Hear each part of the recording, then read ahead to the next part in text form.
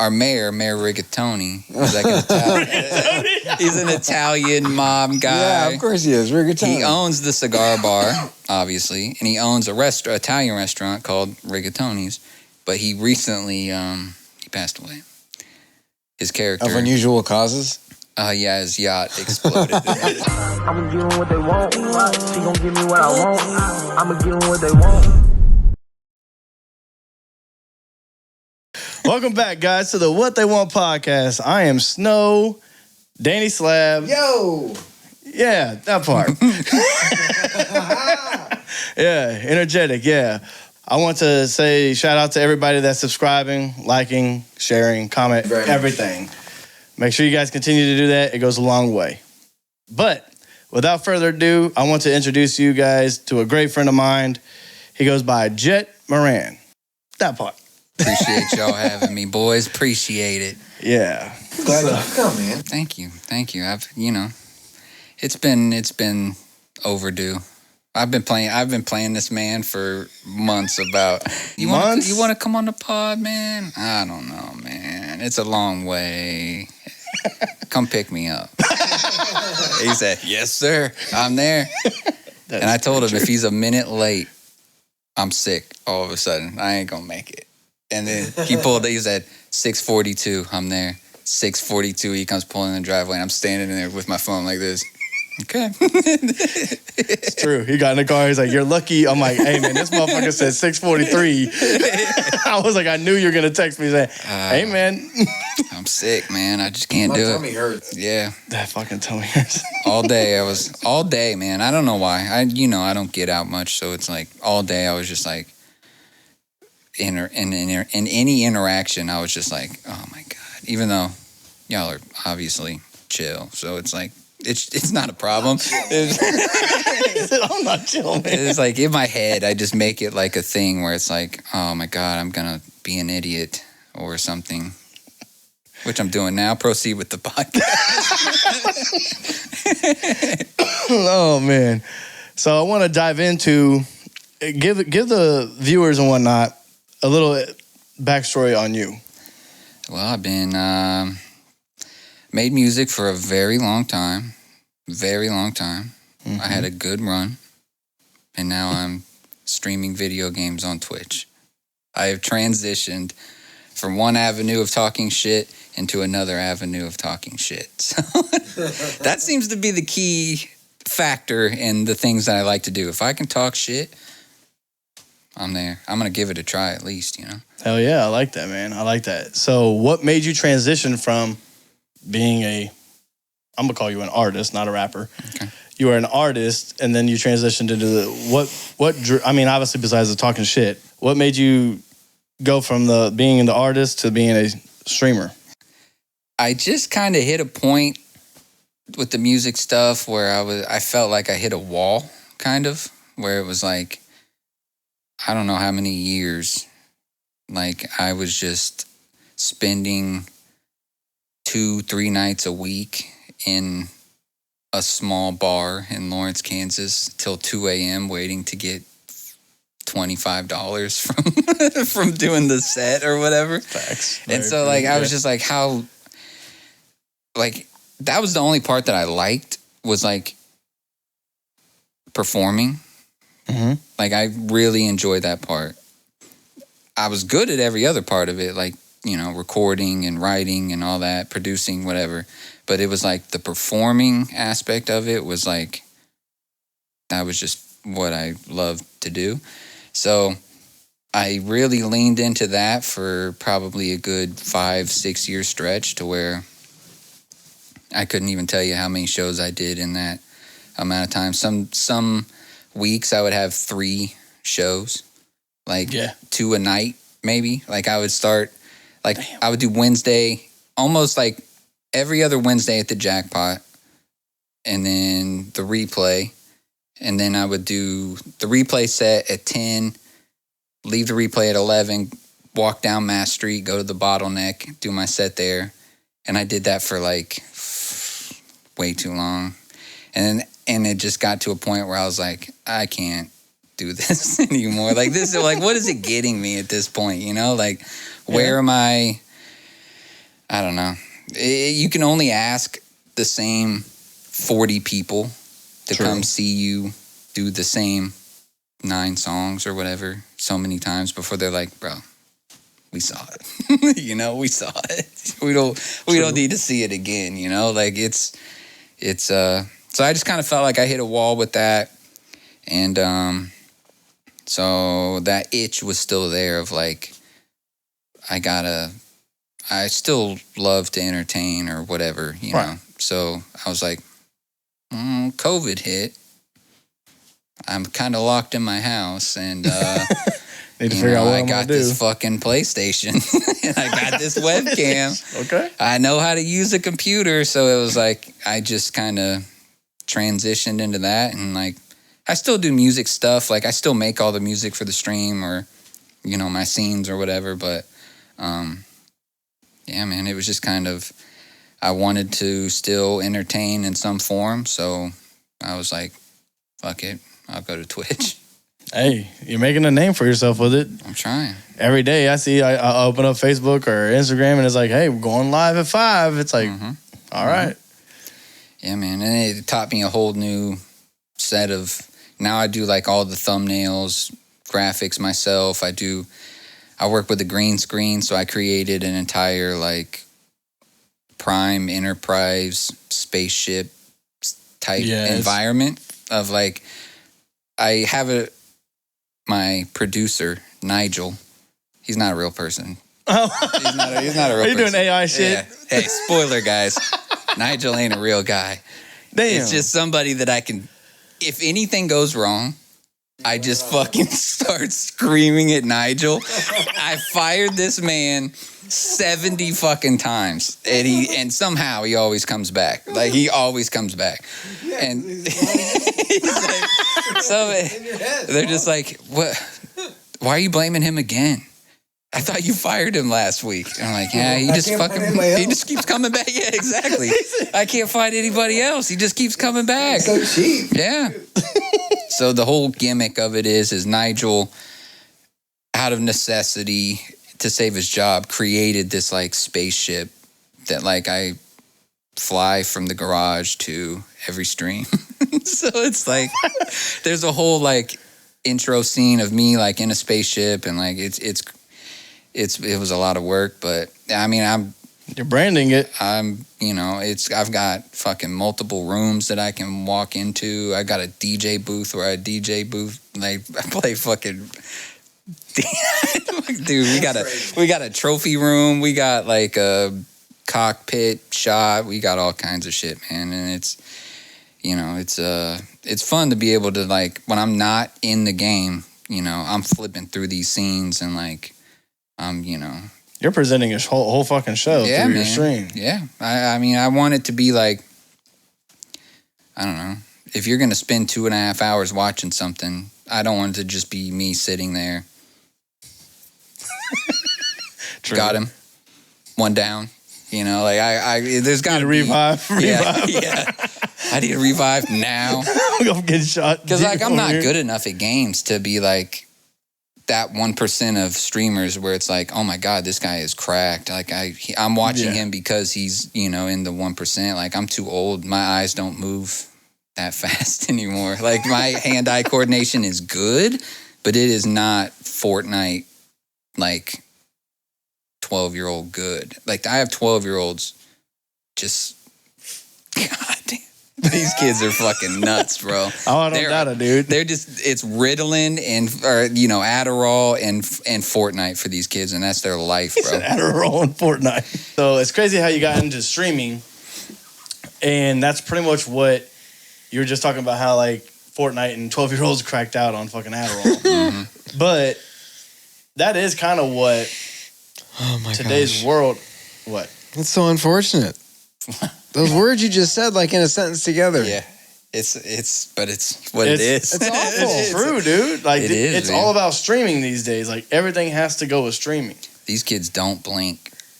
Like they're just mouse key. Fucking Yeah, my 13-year-old nieces are glued to their phones. Yeah, man. It's a totally different thing, man. It's that it's all dopamine now, man. Like it's instant gratification of like, you know, kill, like in the video game, of course. Yeah. It's like, you know, disclaimer. yeah, in a video game, of course. In a video game, it's fictitious. Yeah. Yes. And so it's all like fictitiously. Yeah, man, it's all screens now, man. And it, you know, I think I'm happy that I grew up in the era where I had to use my imagination to play. Right. Because I think that without that, I'm interested to see what this generation, what they become at, like, you know, obviously they're going to evolve technology and shit. The ones that are wearing sweatpants all the time or the plaid. He doesn't play Fortnite, so he doesn't know. No, Yeah, there's the a certain pajama group. pants. There's a certain group that Yeah. just graduated high school that, you know, like Yeah. a certain age range. You know exactly what I'm talking about. They look like they are wearing, you know, the stuff they slept in. Yeah. All day long. I mean, dude, like you got, like I said, dude, like the streamers, you got Kai Cenat and all these dudes, like they literally just sit in their house, like what we're doing right now, and they're just like, yeah, like. But he's wearing normal clothes, thank God. Yeah. He's wearing normal clothes like a normal person. Well, yeah, I mean, those are normal people too. They just stay in the house and don't see an inch of sun. Yeah. So my disclaimer is go touch some grass, guys. Go Right. see. You But need some honestly, balance. I don't fucking go outside either. Though. So it's like, I mean, who am I to say, Hey, you know? this dude saying go touch grass, and Yeah. he's like, I'm not. I went outside today and it was dark. So it was like I didn't even see the sun today, man. So I was locked in on the computer too. But I don't know. I built an imagination as a kid, you know, so it helped me with like writing and, you know, doing the shit on the stream or whatever. I'm just like, I don't know how much imagination you can really grow when you're limited to what your device will tell you. Yeah, give you, you know. But then again, every bit of information that they've ever needed to know is right at their fingertips on that device. So hopefully it's like a thing of the influx of information will help them. As opposed to the demise of society. Yeah. Yeah. I remember when they said, you're not going to have a calculator in your pocket all the time. Little did they know. Right. Ha ha ha. Yeah. Joke's on you. Yeah. Long division? Nah. Right. Hey, Nah. Google. Yeah. Yeah, exactly. Smartphone to make you look stupid. Hey, Alexa, I need this math problem solved. Right. Shit, not even that no more. It's like, man, how do I do this? And it's like AI will just tell you 14 different directions to go. Yeah. Yeah, ChatGPT is crazy, man. Like it is, I'm not gonna lie, I've used it a couple times. You know, give me a stream title or some shit like that. You know, like if you're not using some sort of AI today, in what we do in the media industry of some sort, I mean, you're behind. Yep. And that's crazy though. Yeah, everybody's doing it now, and so. What's your views on AI? Yeah, that's a good question. Like right now, it's still like I can see it and know that it's AI. True. But in like a year, I don't think I'll be able to say that. So it's like, damn, it's going to evolve that fast. Like some of these videos, like how will we know what is real? Like it's going to get to a point where now you're going to be on TikTok and you're not going to know if this is Jet fucking really jumping out of an airplane, skydiving and filming the it. number one country song out right now is AI. It's made by AI. And I heard that, like, you know, it's just on the news. Timberland's got that that new AI label or whatever, to where he's, you know, just feeding it beats and people are writing songs for it, and then it's just kicking out music for him, and like that I don't like it in the sense of like creativity, because it's like that's the whole point of music or art, or it's like that human element of it is, you know, like everything around here right now is like you felt that, you put it on this, and then that's what it represents. That's why I prefer to paint than go to the music route, because I'm not good enough to make it. You know, that's why I keep it real. When I was, you know, I played the guitar, I did the bass, and do the drums if I could, you know, so I had to play the electric drums, you know, in the situation, whatever. But yeah, I understand of having like a like a CD or Right. a canvas is different than the physicality part of it. It's like it kind of lacks like a soul behind it. Right. Where it's like, I mean, if literally right now I wanted to write a song, I would say, I've literally asked on stream, me and Busty the drummer, one of my best friends. Shout out Busty, man. I ain't seen him in forever. I stream with him every Tuesday, every Thursday. Nice. Okay. And one night we were bored and we were just bullshitting and we're like, let's just ask ChatGPT to tell us everything that they know about us. And that's a terrible idea. And brother, that's a terrible idea. It was fucking right. So many paragraphs of like Busty the drummer, local, drummed for Tech 9, did all this stuff. Jet Moran signed to Datura Records, frequently works with Approach, Milk Drop, all these things, Twitch streamer, and all this stuff. And we're just like, what the fuck? And we're like the lowest level of, and it has that much information on. Depending on how you use it, don't ever ask it to tell you about yourself as a person. Okay? I'll just tell you that. Okay. Fair enough. Just don't do that. So if I were to be like, ChatGPT, are you familiar with Jet Moran's music? It would probably tell me yes. And then if I said, hey, write me a song as Jet Moran, it would literally write me 16, 8, 16, 8. And I could just record that. Yeah. Or edit, like what I don't think is good, what I don't. And I bet you that is way more common than you think. Than you think. Absolutely. I think that I got writer's block, man. Fuck. Hey, ChatGPT, I need a punchline heavy, 130 BPM, 16 bar verse. And it doesn't matter if it's good, if you can deliver it well. I mean, nobody's gonna know. That's right. And I may be giving somebody out here game right now of somebody is watching this and is I never thought of that. No, I know somebody who does it, and he just dropped a song and it's a banger, but then he was like, yeah. So now you just have a built-in ghostwriter in the internet. Because you can be like, I like this aspect of it, I like that aspect of it. And then the next time you ask it to do a song, it will be like, do you want me to include the aspects from the last song that you liked? So it just learns. So by your 8th song, it's dialed the fuck into you, bro. It is. That's nuts, though, dude. The future this is really some Terminator shit. So, yeah, like I said, in a year, man, who the fuck knows? Music-wise, video-wise, we won't be able to tell, I don't think, of, what's going on. There'll be deep fake videos of all sorts. So as we speak on that, then, so this is what you could do. You could chat GPT far away music video. Brother, that song is 15 years old. I'm not making a music video for it. Dude, I told you, Do or Die just dropped Do You, and that shit's great. Going crazy. It's great. I'm going to just have 8-second AI clips of... Yeah, maybe. The crazy thing about it is you drop that on a stream or you drop that on TikTok or whatever, and they're like, dude, this song is amazing. And then you're like, it's 15 years old. Right. Yeah. And they're like, it may be 15 years old to me and you. Yeah. Not to me. Not to him. Yeah.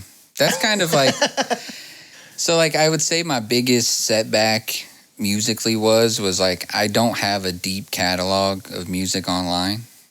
Man. I have I don't know, 3 EPs, maybe a BandCamp page. And I from a very early point, I was I'm not going to put nothing out that I couldn't listen to again, right now, at this point in my life. Okay. And be okay, that's still dope. So if there is a song with my voice on it on the internet, I felt that song was good enough. Of course, yeah. And honestly, I'm probably way too strict on that. I've done I have, like I said, my Google Drive is fucking nuts, man. But I feel like that was another detriment to the progression of the music stuff was I was too hard on releasing music because I would Too critical. Yeah, You're an like- artist. like He literally defined the definition to me as a young person as a perfectionist. It drove me up the wall. Like, we would sit in the back cave and he's like, listen to this, man. And I'm like, bro, this is fucking crazy. When you dropping this? He's like, never.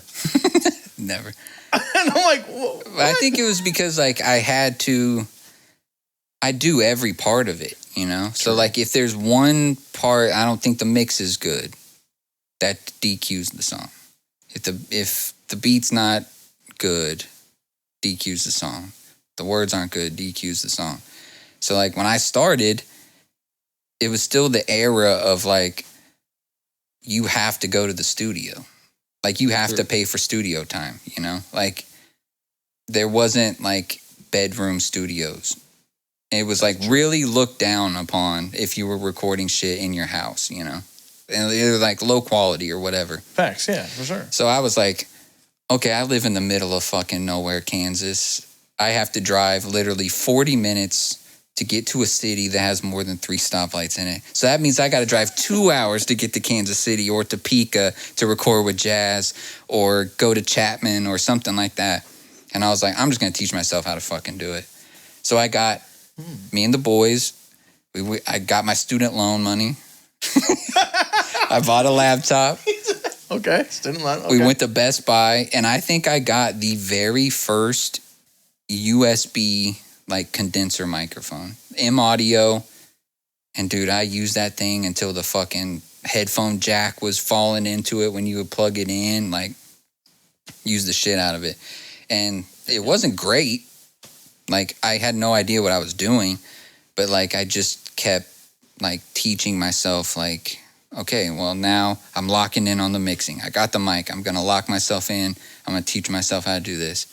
And I got pretty good at it to the point that like when I would put music out, nobody knew that I recorded it in a fucking closet in my bedroom in the middle of Southeast Kansas. So it was like, Nobody did. okay, No. okay, that's good. So then it was like, next part of it was, all right, you got to buy beats. I got to find beats. I don't want to just remix instrumentals, you know. I don't want to remix Drake songs or, you know, whatever the case may be. So I was like, all right, I'm going to teach myself how to make beats. And then that's where I got real fucking obsessed with like sampling and drums and all kinds of shit where like that world was like, honestly, if I could have just went the route of making beats and never rapped, I probably would have done that. Like I get way more dopamine. Satisfaction. Yeah, like I get way more dopamine from like playing an instrumental that I made and hiding a sample in it. Nobody knows it's a sample. Yeah, no one. Yeah, Like, your sampling is. I can just tuck a sample in there. Nobody knows it's there. They just think it's some weird fucking sound that I found on Splice or whatever the fuck it is. That didn't exist for. I was about to say that didn't exist when you were doing it. Yeah, I was downloading zip files of fucking Shit. Wonder Boy drums and all this kind of shit and tweaking those, and like that's honestly being a producer is how I got my foot into anything. Like when I met Liam Marcus, when I moved up to Lawrence, they put me on to Bay Boy Productions as a producer to make beats for Busy from Topeka. Wow. So I was there on the team to feed beats to Busy and make beats for Marcus, who was the DJ. Mm-hmm. And Rest in peace to Marcus. Man. rest in peace, man. Rest in peace, M.A. And That's crazy. I did not know that at all. yeah. And then I was just kept like bugging them. Like, I can rap. Like, I don't know. I'm like, bro, I can rap. And they're like, all right, let's hear something. So I made a mixtape, sent it in, just got ripped apart. They're like, it's not what it needs to be, this, that. It's not, there's no club, there's nothing that MA can spin. So I was like, I don't make that kind of rap, though. I'm not making, like, something for the fucking club, you know? Like, that's not my my demographic of, it's not my lane. And then True. I was like, all right, well then let me just perform. And they're like, why would we let you perform if we didn't like the fucking mixtape? Right. If no one will spin it, why would you perform it? I'm like, why would we let you do that? And I'm like, guys, just let me try. And so, dude, that Chris Calico show that I met you at was the first show that I ever did, hip-hop wise. My first show, I opened for Chris Calico. Damn. With a team behind me that was like, we don't know if you could do it. This is a trial experience. Brother, it was sink or swim, And wow, that's crazy. This was also Chris's first solo show. Yes, it was. Yeah. He's always, he did thousands of shows with Tech before that, obviously, but like his first Chris Calico show by himself. And so they booked the show. It was at the Liberty Hall, I think. Granada? It was Granada. I think it was at the Granada. And 70% of the fan base that I still have to this day was at that show. I still have people hit me up that were there at that first show. And we're like, brother, you killed it. So then I have all this data of like, I did good. And then I show it to, Lee and Marcus, and they're like, God damn, he did good. He did good. So then the reins got loosened a little bit, and it became more of like, okay, maybe he's not. Oh, obviously we're gonna keep him to make fucking beats. Obviously, right? We know he can do that, and so he said we know that. That's when, from then on, it became like me and MA were just together always. Like he would DJ somewhere, I was there. I got in with every promoter, every venue owner in Lawrence, Topeka. I had my foot in with everybody. And then I just started just a run of like just insane amount of shows. And I think that's where it all started, as far as like that was I started to get more joy out of that than the actual process of making the music. So we all kind of fell out. Me, Lee, and MA, we all fell out. It's just like we ran so hard for so long together that it was like, we're like, we gotta take a fucking break, man. Like we had the club. I was opening up for fucking Mike Jones and Kid Ink and fucking Currency and Chevy Woods, and dude, my list is crazy. XV. When I say the list, people are like, that's crazy. What? You? And I'm like, yeah, man. I used to be, if there was anybody touring that came to Lawrence, I was on that bill. 100% you were. Like, no matter what the venue was, Granada, Replay, whatever it was. And to the point of like my Instagram just became a booking page. My DMs were a booking page. Yep. And it was like Jackpot, Replay, Granada, all the venues. Bottleneck, all that shit. Yeah, and it was just like, hey, January 8th. I'm like, okay. Okay, I'm there, whatever. And so, yeah, man. So, but like running with Lee and Marcus, that got my foot in the door at a lot of places. And then it got to the point where like I didn't have new music, so I would just write songs and then perform them without ever recording them. That's fun. Yeah, like it was like, it's kind of like stand-up comedy, you're just working out, you're working out songs. Like if I fuck up, nobody's going to know. Yeah, I went to one of his shows, dude, and like literally I was sitting there and I was like, all right, yeah, I know this one. And then he plays Will's that he did with my brother. Mm-hmm. And I was like, the fuck? I was like, hey, I know this song. Wait a minute, that's crazy. Bro. And then I was like, why would you perform that? He's like, I just recorded it last week. I just said, fuck it. I'm going to try it. That's like literally how I would like feel test songs. Like if I'm not going to record it until I perform it, and then if I get a good reaction at the performance, maybe then I'll record it. That's a good test. So that's kind of smart. And to be able to set up to have that ability. Yeah, man. It's also smart. It's because you see if things actually reach people, because people put out a whole bunch of music without it. Very many objective people seeing. Yeah.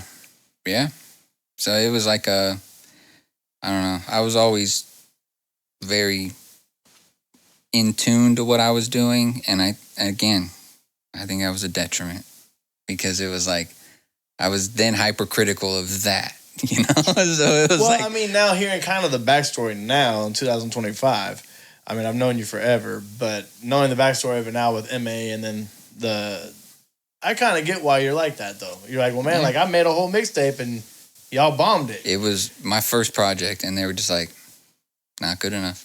So then that's when I was really like, oh shit, I'm never gonna submit something to somebody that I don't think is like the best that I can do, you know? So yeah, you're right. Maybe it is a little trauma based, you know?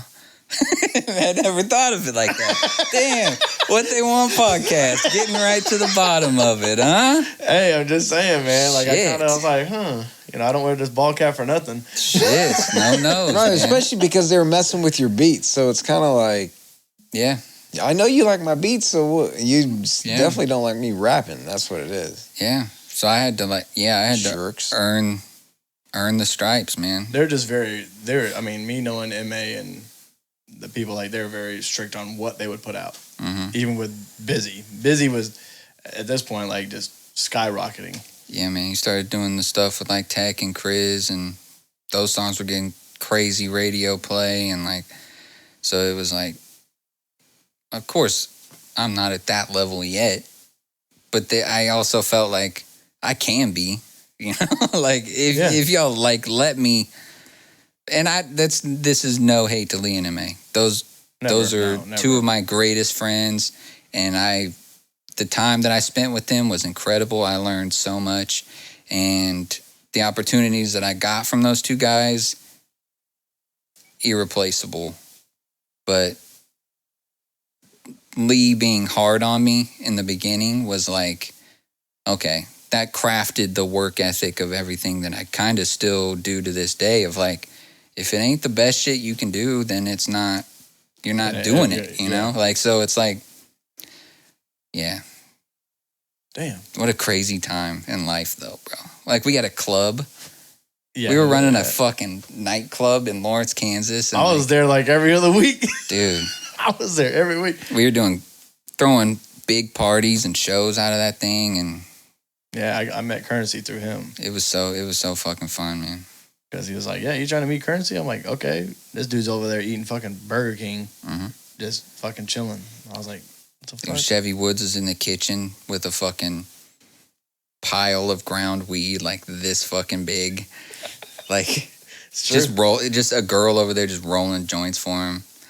And then he leaves, and then the pile is only like this much bigger. So me and Lee are just like, think he's gonna leave that shit? Like, we're smoking that Taylor gang shit when he leaves, boy. We're like kind of like trying to scoot a little off to the side, and we're smoking that fucking Taylor weed, man. Take a little 7 off. Yeah. Like, that's just a little tip for us, you know, whatever, you know, that's just a tip little... the bartender. Yeah, we get a couple blunts out of this, that ain't nothing. We smoking some Taylor, you know, no big deal. But... I mean, not a big deal, but now, I mean, yeah. And you guys that was a dope-ass show that you guys had with him. Like, y'all literally had XV and then Chevy Woods on there. Mm-hmm. Yeah. Me and XV go back too, man. That was my next question. That's my brother, man. So when I left Allen County, I moved to Wichita, and I got into text battle rapping. Are you guys what? What? So this is like where I learned to write, was like in Vision Free forums, where it was like, you know, Secondhand King. Okay, he's like an artist from up here. Okay. And he used to be, I didn't know until later in life that he was in the same kind of things. And so like I was like crazy young. This was probably before I was probably in high school still when I found these things. So it was like hip hop blogs, but they had like categories of like text battling. So like you would write your verses instead of like perform them. So they were judged on like structure, punchlines, content, imagery, all kinds of shit. So like at like 17 years old. You're submitting language arts poems. Yeah, basically. Mm-hmm. So like 17 years 16-bar old. language arts poems. With Yeah. punchlines and metaphors. I'm battling grown men from a basement in fucking Southeast Kansas, and I'm destroying these dudes. Like, I become a champion on like 4 different forums of like text battling, and like they would be so crazy that they would be like, all right, say it's me and you battling. They would post a picture. Oh no. It's like a fucking, I have no idea, it's rainy. It's like a rainy cobblestone street with a lady walking down it. And you have to craft in like, they say like 32 bars. You have to tell the story of what's happening in that picture in 32 bars. You're not battling the other guy. You're Well, just you doing are. the most creative. Yeah, Right, it's most like who could tell the best story and continue the imagery of what you see in this picture. Like, where is she going? Where's she Yeah, like coming what? from? Where's it at? Tell the story and Yeah. the best story at that. Yes. Can you add, emotion to that cold picture of like, and brother, I was so fucking good at that. Like, dude, I inevitably the blogs died or whatever. But like how that rolls into XV was, I go to JUCO, I leave, I go to Wichita State for a little bit, and I'm living in Wichita, and I'm like kind of still on the blog stuff, and like K Will had ICT Hip Hop, which was a blog. And XV, that was like right around the time where Everybody's Nobody was just taking over every like Rap Radar, all of the blogs. Like he was that guy. And I remember sending him beats, but he was working with Seven at the time. And Seven is the GOAT. To me, Seven's the GOAT. Like he can make anything. Like that Literally dude can make anything. So he didn't really have any need for beats or whatever, but like that kind of spurred a relationship of like a back and forth. And so anytime he would come to Lawrence, he'd be like, let's get Jetty on the show, whatever. So like, yeah, I moved to Lawrence, and we kept, in communication or whatever. And yeah, man, I am blessed to say that XV is a friend of mine, because that is one of the dopest dudes I've ever met, and kind of a similar path of like your head kind of gets in the way a little bit, and like you're yes, where it's like dude was right there, he signed a Warner, and he was just like, I don't feel right. And then he's just like, I'm willing to stop everything. Yeah. Until I feel right. I need to raise my family. I need to do this. Then I'll get back to the music. And now everything he puts out, it's like just burns back up again, where it's like he never left, which is crazy to have that kind of staying power around here.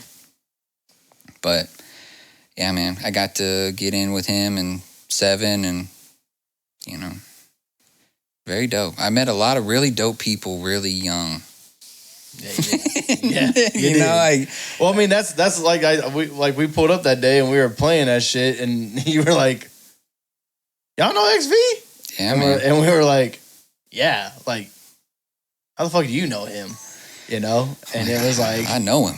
Yeah, he's like, I know him, and I'm like, what the fuck? How do you know him? I know him. And then he told the story. I was like, damn, that's crazy, But then like XV is just like, I've been trying my hardest to get him on here, but he's hard to get a hold of. Well, not hard to get a hold of. Every now and then he'll tell me, he's like, yeah, I'm on there, bro.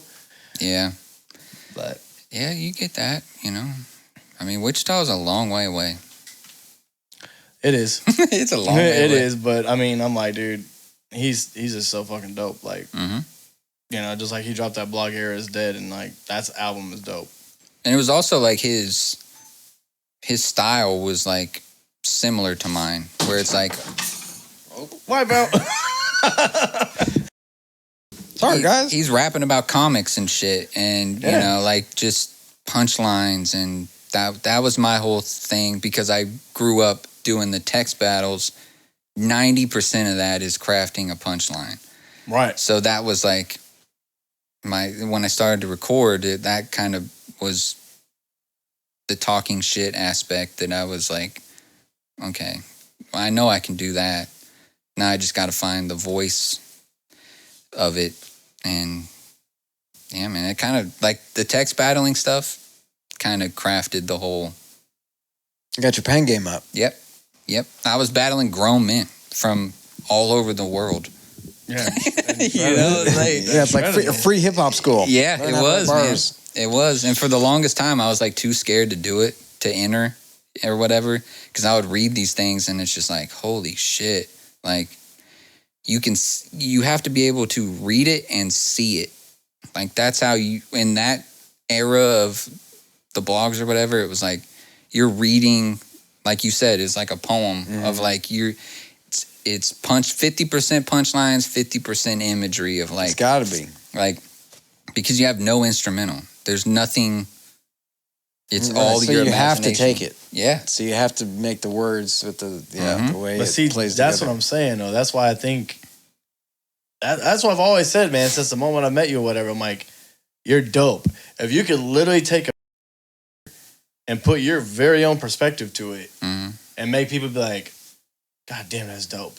Yeah. You know, and I know you know, 15 years, I'm bringing it up again, but Far Away, like, dude, you think it might not be great or whatever, but I'm being serious, like, Far Away. The stadiums type sound. Well, Yeah. stadium type sound, but not even just that. It's like you give us a picture of somebody leaving their home and being kind of homesick, but at the same time, it's like, I'm leaving this to follow my dreams. While everyone else has turned their backs on me or whatever, told me not to do something, I'm doing it anyways. Yeah. You know what I'm saying? And if I fail, I fail. But you know what? I'm going to do it. Yeah. You know, and it's hard. I can't, you know, to talk to you all the time. It's like, you know, you're so far away and it's like, I got to talk to you through like, you know, at this point in time, it was like longer, you know, you being in Garnett and being in Lawrence and Wichita. You always left, you know, your spot where you're at, man. And like, you were like, hey man, like you always stay true to yourself. Yeah. And that's why I love like Far Away is one of my favorite records from you. Cause yes, you know, you said MMA and everybody was like, yeah, bro, like, yeah, you ain't got no club songs. I don't give a fuck. Bro, the moment that I met you, like literally I'm sitting there with, you know, Jordan or whatever. And I'm like, yeah. And he's like, man, who is this guy? And I'm like, I don't know, man. He's just the opener. You know what I'm saying? He's the opener. And then you played your song, and then you played Far Away. And I'm just sitting there like this. And I'm like, who the fuck is this guy? I don't know who the fuck is this. Why is this working? Right. Why is this working on me? Yeah, and it's like, I'm so far away. I know it because I'm stupid. It's like, what? No. That's like, that whole song is just like, I've had like, just like blind belief that one day something that I enjoy doing will become what I do. Thanks. And I've never not, like, there's been times where like you lose that, but like I've always bet on myself, you know, like of like, all right, you have to kind of be semi-delusional to even want to do any of this, you know, where it's like right, yeah. you're betting on finding an audience that will relate to you and fall in with you. And like, I'm from a place where like people work with their hands, you know, where it's like you get dirty at work, you know, like you're in the dirt, bro. Like yeah, my I family, installed 2 windows today. yeah, my family, they had a farm. I came from a family of people that farm. And so for me to be like, hey, I'm going to go rap in Lawrence. At first, they're like, what? Are you kidding? Like, why? Can you rap? We don't know. That's the first question. Yeah, can you rap? And then, like, when I went to Wichita. Second question. Yeah. First question, can you rap? Second of all, like, I kind of showed my dad some stuff that I was doing, and I really got into music because of my dad. Like anytime we were doing anything, there was just giant fucking speakers blasting old rock, whatever. And then one day he comes in with the Eminem show. And I'm like, what the fuck is this? What the fuck is this? And like, that was the only thing I would let him play for like a year. And then so like, that was kind of like, oh, this dude's white. I'm white. I can do it. And before that, prior to that, I'd never heard of Eminem. Are you a stan? Nah. You need to think about it, though. Yeah, I did. You need to think about it. I had to think about it. I don't have to think about it. That's okay. I'm It's all good. I think he's great. great. I think he's great. I All love right. the Eminem show. Yeah, Slim Shady was the man. Eminem show is one of the, it's a flawless, it's A to B, bro. Like it's No flawless. skips at all. And so like, he saw that I was interested in that, and then like I'm leaving Allen County aimlessly, don't really have a plan. And then he goes, what do you need? I'm like, I need a keyboard. That's dope, man. I need That's an Axiom 25 MIDI keyboard.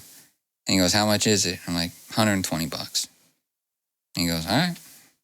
Orders the keyboard, hands it to me. The next day I leave for Wichita State. And I just fucking lock myself in my apartment there and learn how to use the thing. And I was like, okay, that's something, you know? That's one person showing like, all right, go ahead, try it. And then I just never... Put it down. Yeah, I never put it down after that. And like, Approach now has that Axiom 25 keyboard. Damn. So, yeah, my goat, my OG, my guy, like wanted my first piece of equipment. And I was like, yeah, go ahead, take it. I got like a new keyboard now or whatever, but Right, of course, right. But he wanted to add my first keyboard to his insane right. fucking collection of stuff just to have it. And I'm like, bro, crazy full circle moment of like real dad buying it, music dad wanting it, you know, like it's like, okay. you know, like it was like a full, it was dope, man. It was dope. But Approach, we haven't even got into Approach yet. No, because I want to talk about someone else before. Okay. How did you link up with Sosh? Oh. The My Mile boy Brooks, man, the Mile High. The Mile High Society. I don't know. I don't know where we met first, how we met first, but I do remember that he held a writing session for like 30 producers, MCs that all come to his house, and we're going to make a EP together. Just 30 people writing. And I remember Booga and Diddy were there. Dom Chronicles was there. Oh, damn. Sir Adams was there. My brother. Yes, damn. And Sir like, Adams. Well, man. Don Digi Howard was there. Cause Yeah, he's Don Digi, they're a rapper. He's an OG Mile High Society member. It was me, Brooks, and Digi was the original Mile High Society. Yeah, it's crazy, man. Not to cut off your wisdom by any means real quick, but we had Brother Handsome on here, which is a comedian, and Don Digi hooked me up with him, and he's like, yeah, man, like, how do you know Don Digi? I was like, the rapper? And he was like, what? Digi was dope, bro. He was dope as a rapper, man. People don't... I don't care what anybody says. He's I don't know why. trolling now, but like... No, he's still doing his thing on the internet, but and then I don't know. Me and Brooks just hit it off. Like he just kind of was like, oh, "I'm trying to do the same thing. I make beats, I record my shit," and yeah, man. We started Mile High Society, and then that was a whole nother run of shows. Like we went on 2 5-city tours, like across the country. Yep, I remember those. Made it all the way out to Albuquerque. Did a fucking tiki bar and just shut it the fuck down, bro. Like there was so many drunk white people in there that they were like, "The fuck is this?" And they're like, "We're absolutely here for it, though." Like they bought in immediately because me, Cuddy Mac, Sir Adams, Travis Reed was our DJ. Hey, Travis. And we were all drunk. We were all high. Yeah. And Brooks was like the straight edge. I got to get us to point A to point B. I got to do this. I got to do this. While we were like, fuck it, we're on tour, man. Like, we're fucking turning up. So we were drunk before we got to the tiki bar, got drunker at the tiki bar, and like some guy was got a promotion, and there was like a big party there for this guy. His name was Rick. So all night we were just like on the mic, be like, fuck yeah, Rick. Right. Congrats, Rick. Dude, it ended up being like one of the greatest nights of my life, bro. Like this place that has probably hosted hip hop music one other time. Like we went in there and just it was just us, man. There was no openers. And the staff were probably like, "Hey, you remember that time? Yeah. Those dudes came?" Yeah. Right. That was like the coolest thing. You remember that shit where that tour came through? That was like the coolest night. And then we got naked in the cooler. Yeah, man. Right. You went back to the dry storage with so-and-so. Yeah. They came in here, got everybody fucked up somehow, man. And it was crazy, man. Like that, going on tour with Brooks and Dell and Cuddy and Travis, like it was just us four. Cuddy Mac, man. So dope. So dope. I just wish he never stopped. Cuddy Mac, I love you, brother. Same thing about some people. I love you. Cuddy Mac's so dope. Hey, sorry about that. Yeah. Disregard anything that they said. I don't know anything about what they're talking about. Cuddy Mac, I love you. But it was, yeah, man, me and Brooks caused some damage for a long time. And to segue into Approach, that was how I met Approach, was through Brooks. Yeah, So got it, okay. he was like, the first time I ever heard of Approach, was when I moved to Lawrence. We were throwing a house party. Me and my dude Paul used to throw house parties. We lived right next to the Hawk. Oh, that's the way to do it. Right next to the Hawk. I was at every of those fucking guys. So we would throw these giant fucking house parties. Fucking massive. And one day, they would like, somebody came in and was just like, Approach is doing a free show at the Granada lobby. And then everybody fucking left. And I was like, what? What the fuck is going on? So I'm like, Paul, I'm going. Sorry. Like, right, they're going. I'm going too. Yeah, I'm going too. That's true. It happened. And I saw him, and the dude was just jumping around. Like, he had no stage. It was in the ticket lobby of the Granada. So it was like... Oh, not even before you get in. You weren't even on the stage. Yeah, like it was that... Before they even remodeled it. So it was like half of the size of what it is today. Yeah, the crappy little lobby. Yeah, yeah. So it was like ticket booth, hallway, door, bar. And he was just like in front of the bar, wireless microphone, just absolutely killing it. And I was like, okay, noted. A few years later, I'm with Brooks. We're doing a show at the Jackpot. And Approach is doing the door. Because he worked at like all the clubs. He would do the door for like Jackpot, Bottleneck, Replay. Right. And so we do the set, and he's like, let's go ask Pro how it went. And I was just like, I don't know if I want to hear the answer to this. And like, you know, like I don't want to hear the answer. I don't know if I want to hear the answer to this. We follow Approach from the Jackpot, which is like 9th in Iowa, or 9th in Mass, all the way to the Bottleneck, which is on the opposite side. Jesus Christ. Just fucking talking this guy's ear off. Well, what would you have done? How like, what can we do better? What do we need to do? Was the beat mixed well? All this stuff. And he's just like humoring us. He's like, you guys are dope, man. Whatever. You know, like, you guys are dope. Why y'all pressing me? Yeah, like what do you want me to say? How many times do I want you want me to say? You guys are dope. And then that was the first interaction that I had with him. And then I started, I was still doing shows without Brooks because he lived up here and I lived in Lawrence. So Pro was at every show. He was doing the door at every show. So he literally watched me perform like hundreds of times. And like every time afterwards, I'm like, hey man, what do you think? What'd you think? What do you think, man? What do you think? And he was like, it's better. It's getting better. You're doing this. You got more presence this time. He's like, try doing this next time, you know. So he finally started giving you actual. Yeah, finally, like, he saw that I was like, actually wanting to be critiqued. Yeah, like, I'm coachable, you know. Like, I can take the criticism and I can improve on it.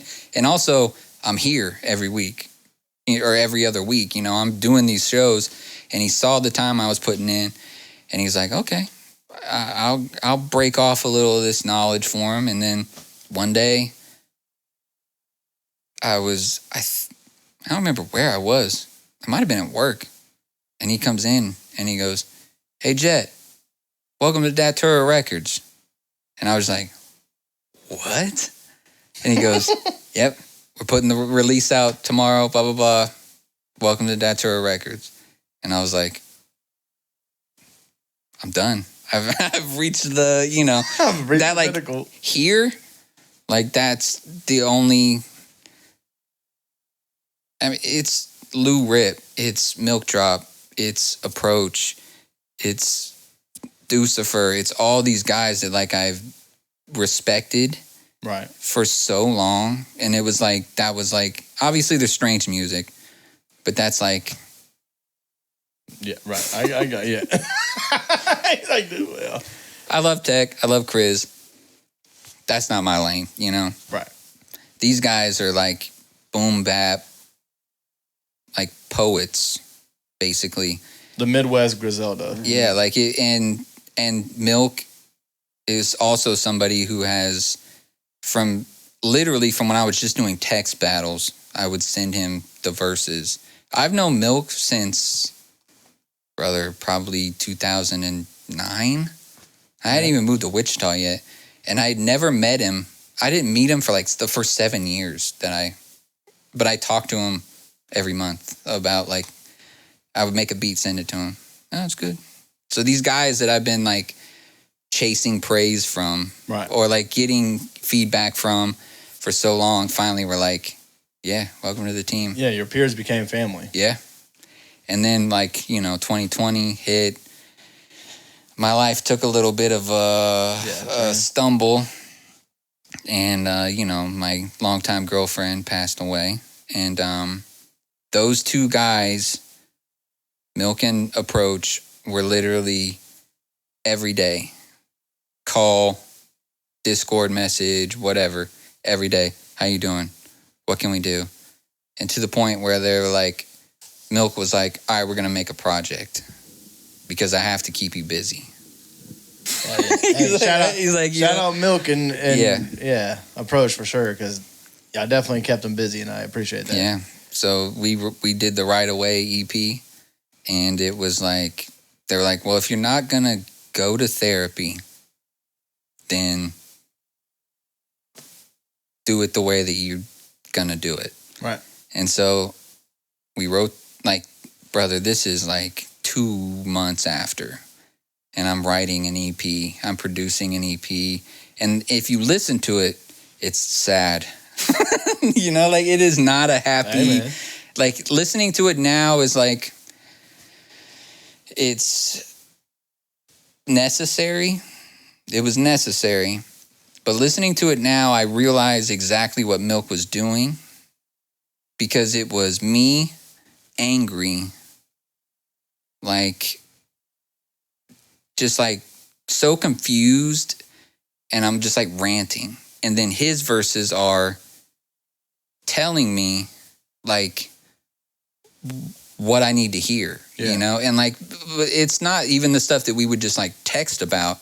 It was on a different level of like advice, because it was, but it's also broad enough to where like anybody going through my situation could be like, Milk is the sail steering the boat, and I'm the fucking wind just fucking trying to fuck everything up, and like I'm all over the place. And he's like, this is the message, this is the narrow focus. Yeah, this is listen to me, and like listening to it back, it's like, I mean, if you're, I'm not here to plug music.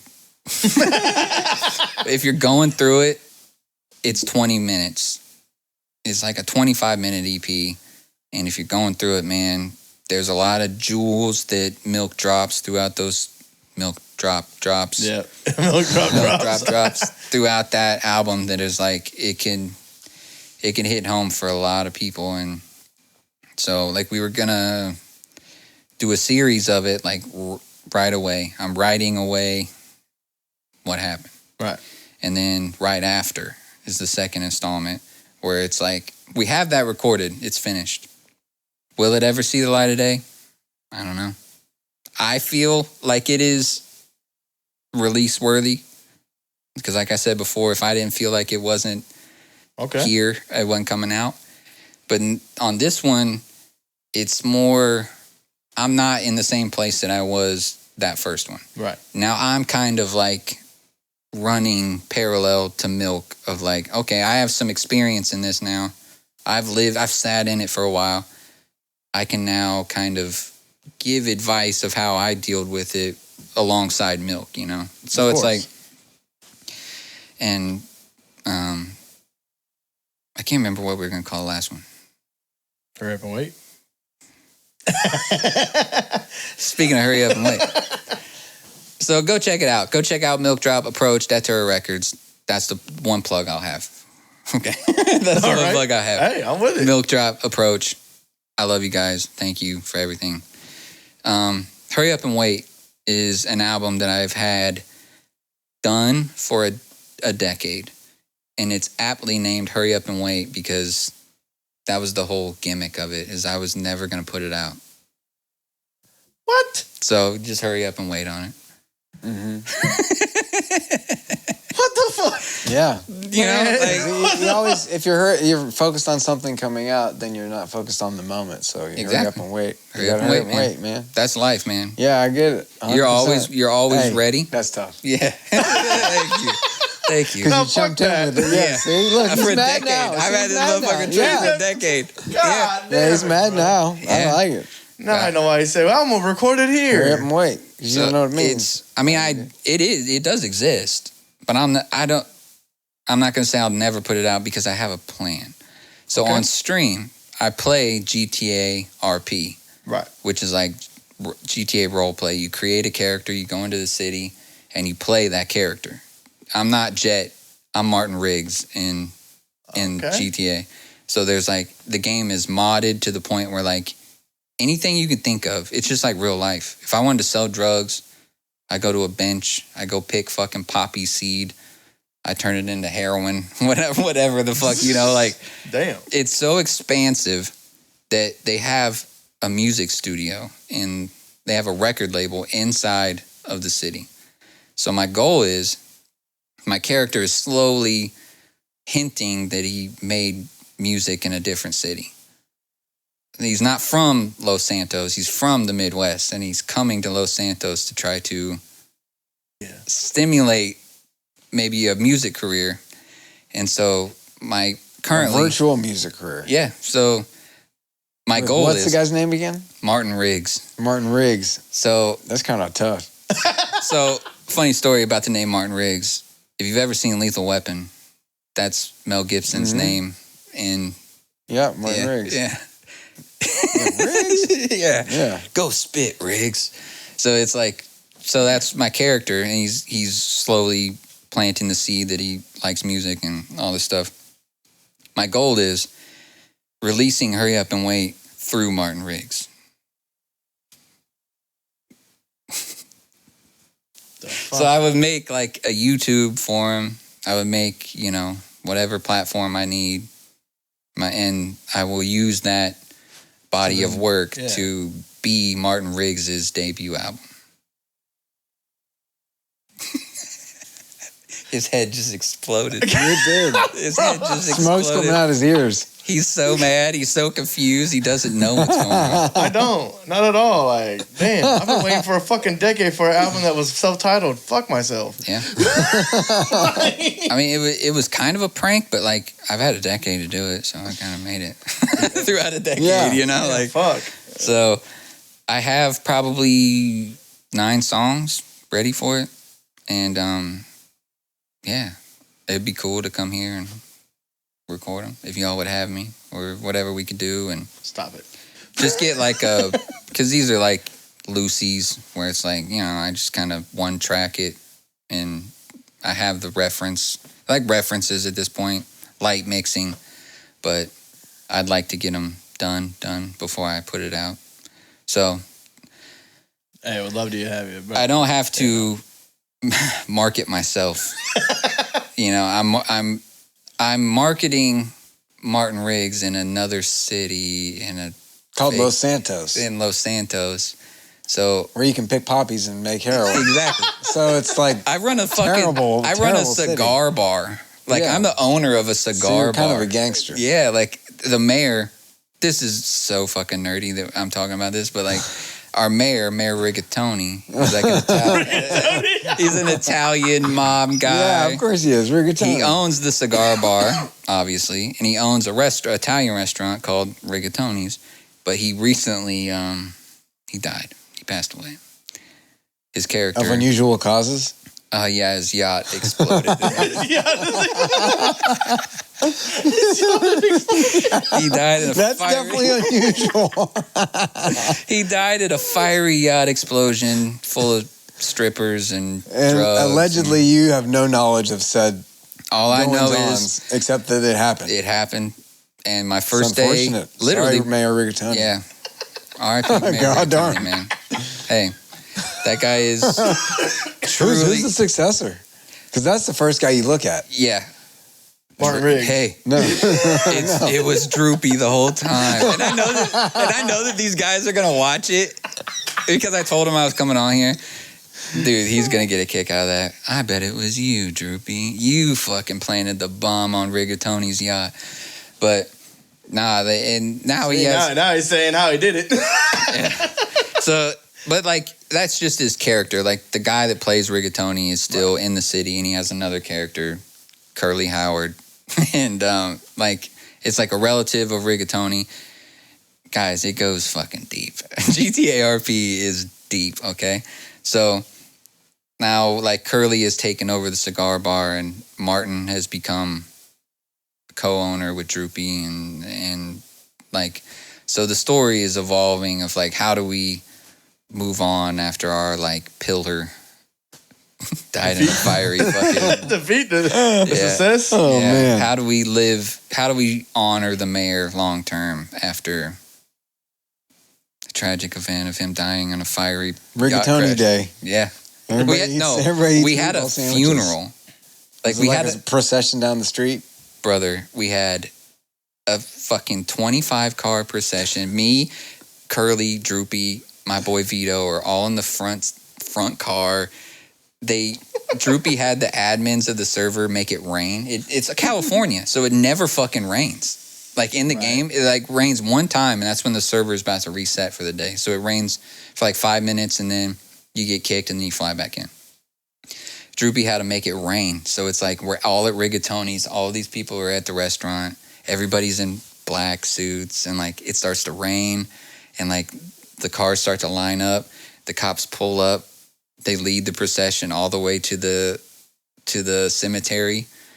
Like we all give speeches and it's pouring and like just got a whole fucking goddamn real life story with I'm telling you, Mondays I stream 5M, pop in and see what is happening in this city, man. Like it's so in depth of like what you can do and like where I'm trying to take Martin and like just there's hilarious shit in it, like the yacht exploded. Like we have a thing called I said suspicious, news. And you're like, yeah, his yacht exploded. I'm like, yeah.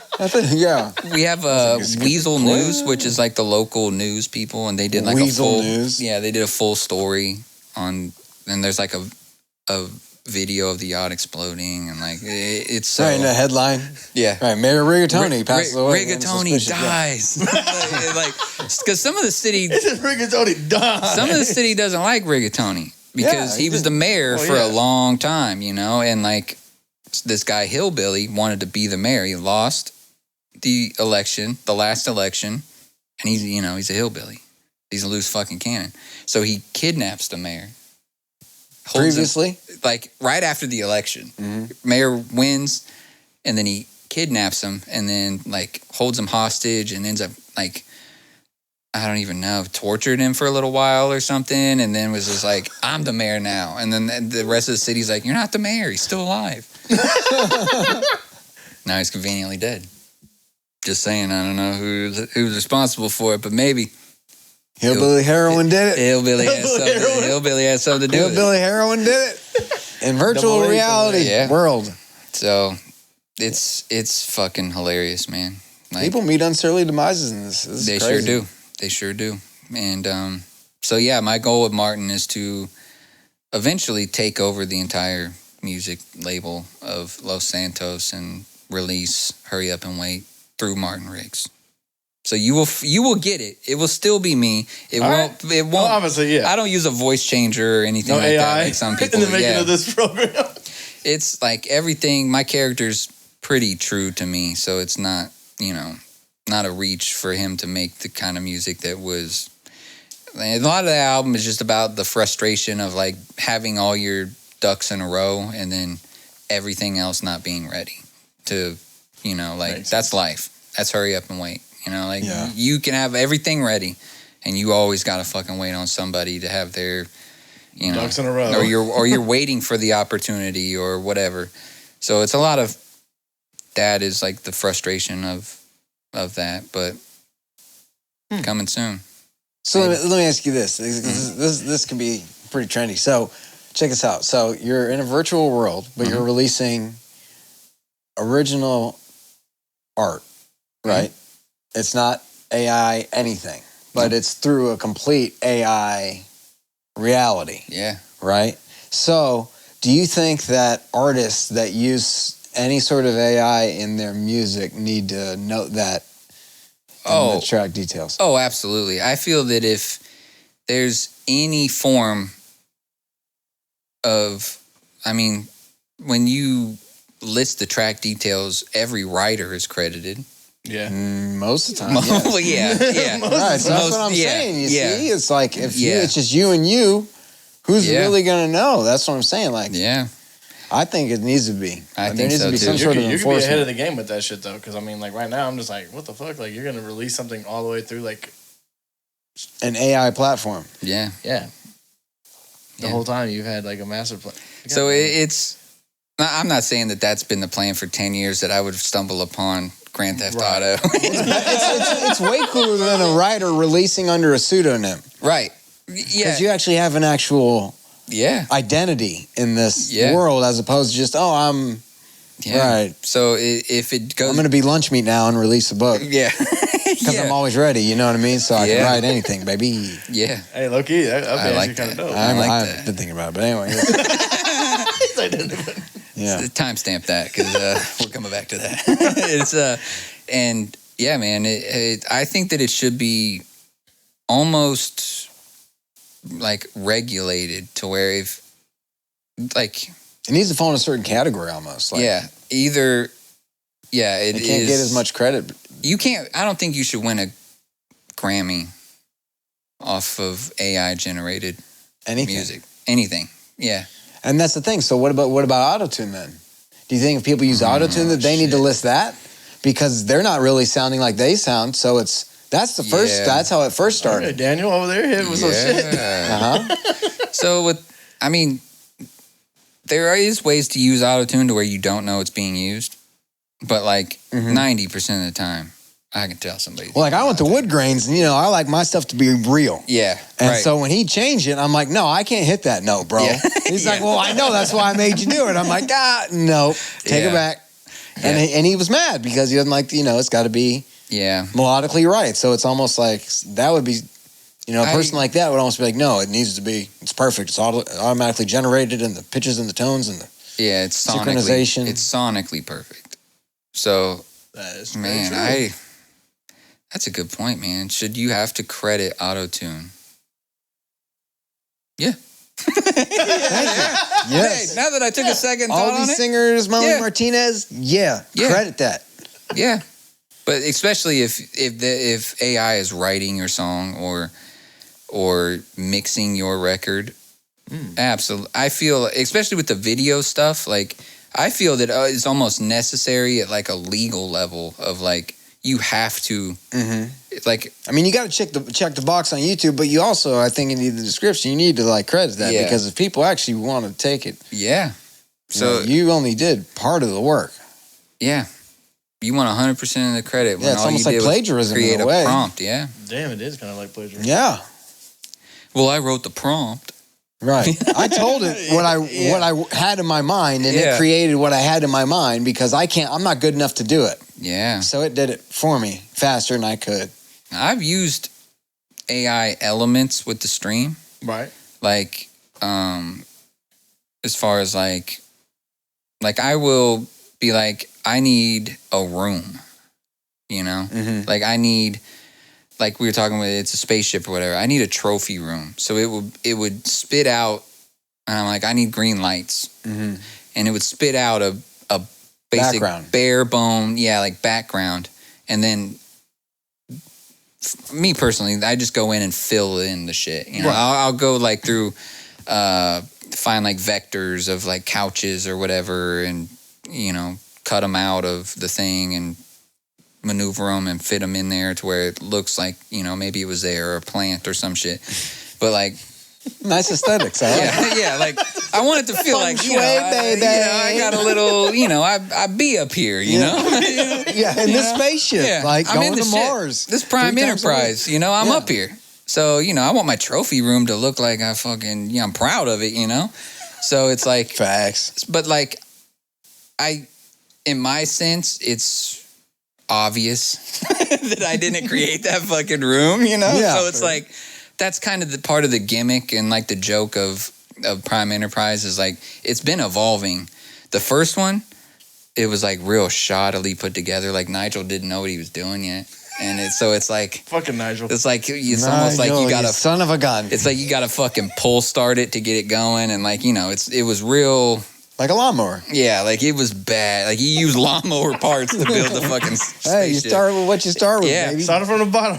Yeah. And then like version 2 is a little more sleek, a little more, he's improved. And then now this one is like full fucking, like we're Full Metal Jacket, we're luxe, baby. Like it is Yeah. luxury. There's velvet couches, and like NIgel did his fucking thing. You got the ZX series. Yeah. Mars Edition, Volume 3. Yeah. Elon, take a back seat to that. Yeah. This is Prime Enterprise. Prime Enterprise, baby. Yep. We got a hangar bay where like you see the ship like come into it and like. Yeah, take notes. I've seen that. I was watching. I was like, what the fuck is this? So it's like, so I use it, but also like I do make sure to like, I'm not just like, all right, download from there, drag it to here. Like I will. You critique it. I will alter it to where it's like, all right, well, there's still some element of my imagination in this. I just needed the blank canvas because I could get on Blender and teach myself how to fucking run another digital workstation and like craft the entire room by myself, which honestly, I should probably just do that. But y'all ain't gonna say it. Now that he said that, he's just gonna y'all ain't gonna see me again for another 3 years because I'm gonna be learning the fucking Blender. And that is very true. And you could do it that way, but like I use it, you know, mainly for like, give me a stream title, give me a description with my schedule in it to put it in every YouTube video or so I see how it's beneficial, but I can also see how it can be severely abused as an artist, especially if you're an artist that takes a lot of pride in the art. Yeah, and your creativity, yeah. You know, like if that is your way of like obviously expressing yourself, you don't want to see that, you know, cold AI version of something that you love being mass produced and accepted by people that don't know any better, you know? So it's true. Like, okay, so just give me a female voice in you know, C soprano. minor. Yeah, right. So it's like soprano and C minor, yeah. Make a happy song and they'll do it. Every fourth ad on my TikTok is hear your voice sing any song. Sona. Hear your voice sing any song. And then it's like this girl crying because she's singing the national fucking anthem or something. Yeah. And it's like, what? They're trying to market that shit heavy right now. Yeah, you're right. It needs to be regulated, and like we were talking about before, I think that in a year it's going to be so hard to figure out what's AI or what's not. Figure out what's real, man. Like, there's already some videos where it's like pets interacting with babies. Yeah, and I'm like, weird. Oh, that's fucking adorable. And then I'll send it to my girlfriend, Sarah, and she'll be like, that's AI. And I'm like, hold on a fucking second. What? No, it's not. Yeah, and she's like, you think that dog is just perfectly sitting right in front of that baby? And it's like, I'm like, yeah, maybe. I don't fucking know. Like, it looks nice. It looks real to me. Right. I'm happy with it. I've seen crazier shit really happen. Like, you know, like, right. I watched. It's not that outlandish. 80% of my algorithm is fail videos, so it's like I've seen it. Like, your algorithm's probably fucked up with that, especially if you're getting AI like every 3 fucking slides. Man. So I don't know. It's crazy, man. I do agree, though. It needs to be regulated in some form, or you know, like how like when a movie comes on, it's like PG-13. Right, AI. You know. Well, they are saying that a little bit with like TikTok and Instagram. It's like AI info, AI meta al or whatever. Yeah, but that's such fine print. Oh yeah, for sure. You know, so it's like I have noticed that like when I upload something a short to YouTube, it does ask me like, hey, is any AI been used? Person in this? or real place? Yeah, not, right. So I'm like fictitiously generated to do something that's not really done. But like honestly, the majority of my clips are AI. Like I use Streamladder. So like I just import my entire stream into Streamladder, and then AI goes through and chops whatever, 40 clips or whatever. I'm like, wow, well, yeah, we use Opus. Yeah, for our clips. Same thing. So it's like, does that qualify? Like, do I have to hit that button? I didn't clip it. I mean, I just made sure the text was right. That's just taking our work and putting it into shorter content from the long content that we made. Yeah. So I don't. So it's like an assistant. I don't think that's cheating. Yeah, it's just an assistant. Yeah. No, we're good, boys. Don't worry, boys. We're good. We're good. We're not breaking any rules. We're good. We're good. That's crazy. Yeah. Well, hey, as we start to wrap this up now, I gotta hit you. You've probably seen a few of our episodes. Thanks for watching. Of course. Of course. Yeah, he's the OG. So yeah. So I want to ask you this first off. I want to ask you. And I don't want to hurry up and wait, but I want to ask you your Mount Rushmore of. Oh man, your Mount Rushmore of your best songs that you've made. Oof. Well, y'all ain't gonna know them. Hey, even better. That's fine then. But it's all for you. Yeah. What do you like? So I would put like 1 through 5. Right? 1 through 4. Yeah, that's 1 through 4. Thank God. Thank God. Yeah, because if What They Want on their What They Want YouTube channel had a What They Want artist playlist, and we were to add 4 songs. Oh, so I do kind of need them to be on the internet, huh? No. No, but I'm just saying figuratively. Gotcha. Figuratively, like, yeah, I feel like these are what I'm most proud of. I have a song called The Race on the Prime EP. Yes, where it's kind of like an interlude, but it is, I don't know, kind of a vent where I'm just kind of venting about the state of, I don't even know when it was. I don't even know what year it was, but things were not going good for me, apparently. Things were not going good, okay. And then I have a song with Milk Drop called In My Circle. Okay. I feel like that is one of my better verses. The beat is nuts. Milk Drop is incredible. I also have a song called Sideways with Approach. That's out. That's out. Yeah, that's on our BandCamp. And then the song that I'm known most for, that I get the most love for, is Prime, off of the Prime EP.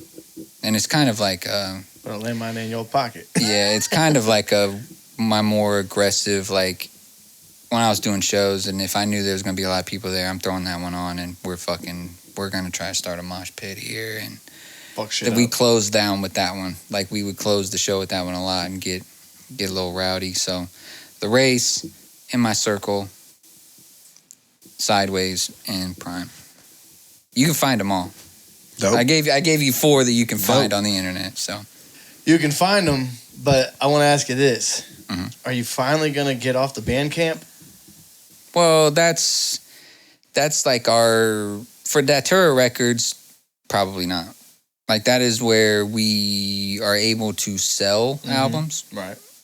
So, and it's straight to pocket, like you guys know how BandCamp works, where it's like, you put out, and Milk does a lot of like rollout artwork and stuff. So if you like buy one of the physical copies of stuff, like that's just the easiest way to get the bundle or whatever. You can literally go in and buy Milk's entire discography. It's all there.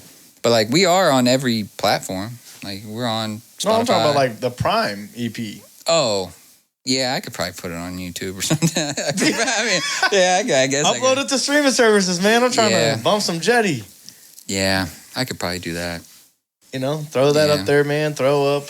But like when that came out, those weren't really like I pressed hundreds of those and handed them out. Like it was still digital, like CDs, and like I bought like 100 flash drives that I put it on and just like passed those out. And so the streaming stuff, when that came out, it wasn't really as crucial as it is now. As it is now. So that's what I'm saying. Like right now, like the viewers and whatnot that are gonna be watching it, they're like, man, I want to listen to like what this guy's got.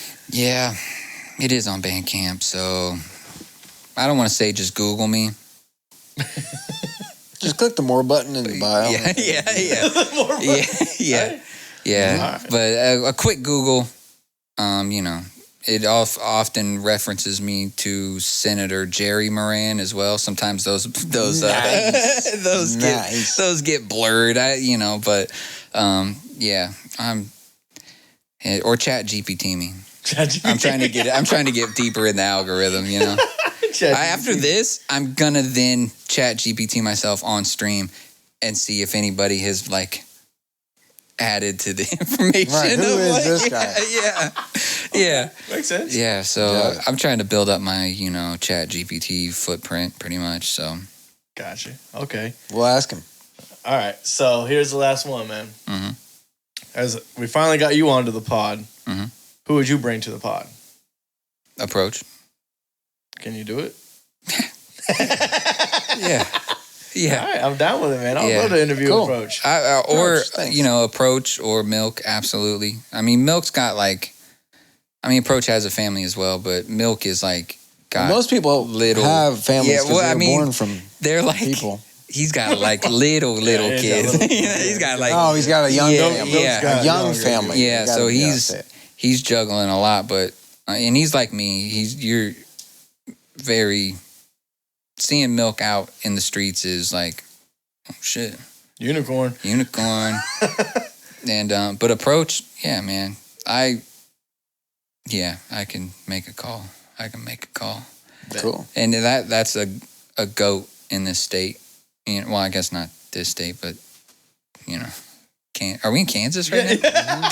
Are we still in Kansas? Yeah, Dorothy, where are we? Were in Kansas. Where are we? It was dark when we left.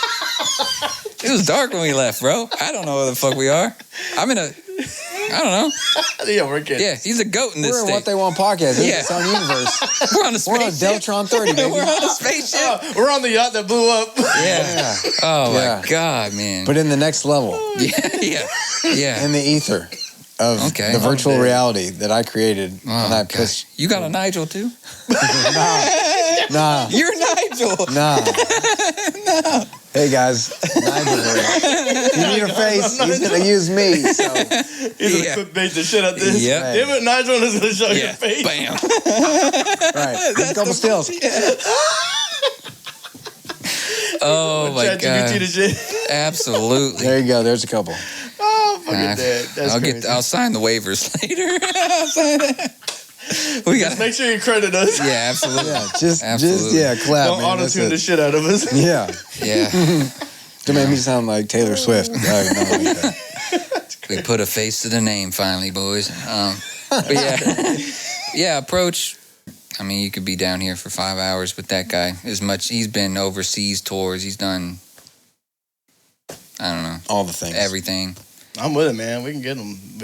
I would love to. I mean, I would love to talk to him anyways. Pick his brain. If approach is obligated, my second option would be Sir Adams. Yeah, Sir Adams, man. Mm-hmm.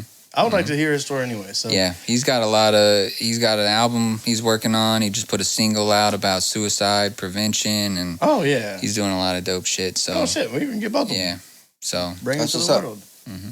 So tell the viewers where they can find you. Okay, so BandCamp, apparently you can find the Prime EP, jetmoran.bandcamp.com, and then I am Jetty Prime on every social out there. Twitch.tv/Jetty Prime, youtube.com/@Jetty Prime. So Monday, 6 p.m., Tuesday, 6 p.m., Thursday, 6 p.m. I'm live on Twitch, YouTube. So going ham salad, everybody. Yep. Come pop in, say what's up, hit me with a follow. I will say your name on the internet. And he did not do it, Rigatoni. He was not involved.